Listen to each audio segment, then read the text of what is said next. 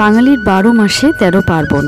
বাঙালি যেমন কৃষিপ্রধান তেমন উৎসব পাগল, ধার্মিকও বটে।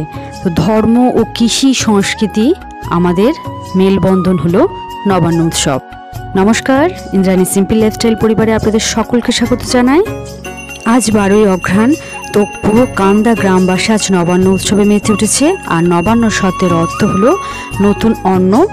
নবান্ন উৎসব হলো আমাদের নতুন ধান কাটার পর সেই ধান থেকে প্রস্তুত নতুন চালের রান্নার উৎসব। সেই নতুন অন্ন দেবতা, পিতৃপুরুষ ও পশু পাখিকে উৎসর্গ করা হয়। তারপর বাড়ির সকলে গ্রহণ করে।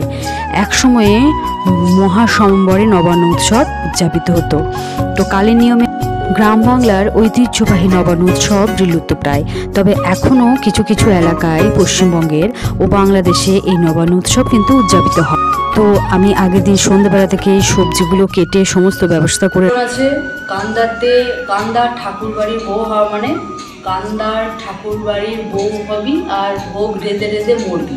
তো ভোগের পরের দিনের যেহেতু নবান্ন, প্রভুকে আমাদের ভোগের ব্যবস্থা আছে। তো তার ভোগের আয়োজন করছি অনেক ভোর, মানে 9টার মধ্যে ভোগ রেডি হয়ে যাবে। তা সেরকমভাবে আমাকে রান্নাবান্না করতে হবে।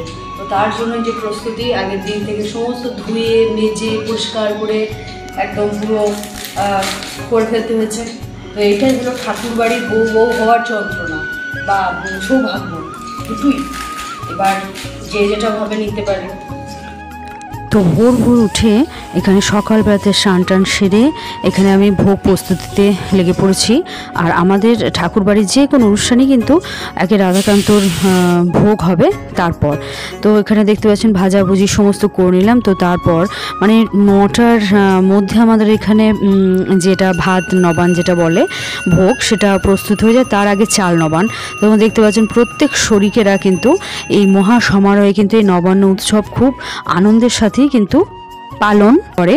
আর এটা হচ্ছে আমাদের কান্দার রাধাকান্ত প্রভুজির মন্দির। এই নবান্ন উৎসব কিন্তু আমাদের গোটা কান্দরা গ্রামবাসী যে সমস্ত সবাই কিন্তু একসাথে কিন্তু বিভিন্ন ঠাকুর মন্দিরে, যেমন ধরুন আমাদের এখানে রাধাকান্ত, রাধাবল্লভ, কেষ্টরায়, বৃন্দাবন চন্দ্র যে সমস্ত ঠাকুর বিগ্রহ রয়েছে, তো সেখানে কিন্তু সবাই গ্রামবাসী সেখানে নিজের সুবিধা মতো কিন্তু পুজো দেয়। আর এখানে দেখতে পাচ্ছেন সবাই কিন্তু একটু প্লেটে করে নিয়ে এসে যে চাল, নতুন চাল, মিষ্টি, ফল মূল এগুলো প্রভুর এই যে দেখতে পাচ্ছেন এখানে ঠাকুর বাড়িতে এসে তারা ঠাকুরের কাছে এসে সমর্পণ করে নতুন ধানের যে চাল। এটাই নবান্ন উৎসবের মেন। তো এখানে পুজো দিয়ে যাওয়ার পর কিন্তু প্রত্যেকে নিজের নিজের বাড়িতে গিয়ে নবান্ন উৎসব পালন করে।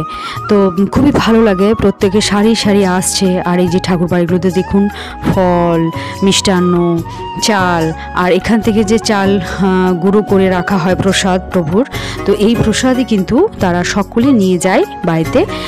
তারপর সকলেই কিন্তু নবান করে, যেটা চাল নবান।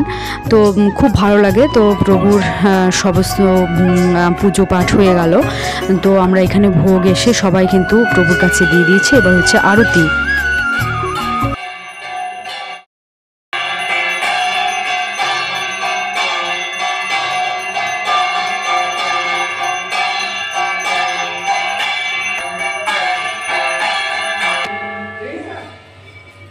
তো সকলে দেখলেন, আরতি দর্শন করলেন। এবার প্রভুর ভোগ লাগানো হবে। তো প্রভুর ভোগ শেষে সকলে করজোড়ে প্রভুর কাছে প্রার্থনা করছেন যেন নবান্ন উৎসবের মাধ্যমে যেন সকলে সারা বছরটি দুধে ভাতে থাকতে পারেন। তো আমাদের এই ভোগ দেওয়া হয়েছিল। তো আমার হাজব্যান্ড নিয়ে যাচ্ছে এবার। তো বাড়িতে গিয়ে আমরা পশু পাখি সকলকেই কিন্তু আগে পরিবেশন করব, বসুমতীকে। তারপর কিন্তু আমরা নিজেরা। তো এখানে দেখতে পাচ্ছেন আমার মা লক্ষ্মীদ্বয়, দুজন আমার বাড়ির লক্ষ্মী। তো এদেরকে প্রথমে আমি নবান্ন যেটা চাল নবান সেটা আগে পরিবেশন করলাম। তো তারপর আমরা সকলেই কিন্তু নবান্ন করব। আর নবান্ন উৎসব উপলক্ষে কিন্তু আমাদের প্রভুর যে ভোগ হয়েছে সেটাই কিন্তু আমরা আজ গ্রহণ করব সবাই মিলে খুব আনন্দের সাথে। তো ঠাকুরবাড়ির প্রত্যেকটা অনুষ্ঠান কিন্তু আমাদের রাধাকান্ত প্রভুজিকে কেন্দ্র করে খুব ভালো লাগে। তো এইভাবেই কিন্তু আমরা নিজেদেরকে তৈরি করে নিয়েছি আর আমরা খুব আনন্দের সাথেই কিন্তু এই উৎসব পালন করি, খুব ভালো লাগে। আর হাজব্যান্ড আসার পর থেকে আরও এই উৎসবগুলো একটা নতুন মাত্রা এনেছে। তো ভালো লাগলে কিন্তু অবশ্যই লাইক করবেন। ধন্যবাদ।